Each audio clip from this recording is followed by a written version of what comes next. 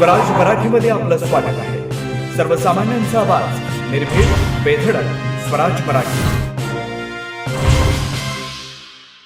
पाहूया स्वराज्य Marathi top 10 headlines. Sunetra पवारांना गुंगी गोड्या म्हणत महाराष्ट्र काँग्रेसने पेटवला वाद. काँग्रेसच्या मनात महिला उपमुख्यमंत्र्यांबद्दल द्वेष. धनंजय मुंडेंचा पलटवार. सुनेत्राताईंनी स्वतःला दुर्घा सिद्ध करावं, समकाळांचं चॅलेंज. सुनेत्रा पवारांना गुंगी गुडिया म्हटल्यावरती राष्ट्रवादीचे कार्यकर्ते आक्रमक. मुंबईतल्या काँग्रेसच्या कार्यालयात घुसून आंदोलन, तर ठाण्यामध्ये काँग्रेस कार्यालयाच्या बोर्डवरती शाई फेकत राष्ट्रवादीचं आंदोलन. रायगडच्या पालकमंत्रीपदी भरत गोगावले यांचा मार्ग मोकळा. तिढा आजच सुटण्याची शक्यता. सूत्रांची माहिती, पुढच्या 1 ते 2 दिवसात पद मिळण्याची शक्यता. शिवसेना पक्ष आणि चिन्ह प्रकरणी थोड्याच वेळात सुनावणी. खासदार अरविंद सावंत, संजय राऊत आणि अनिल देसाई सुप्रीम कोर्टात दाखल.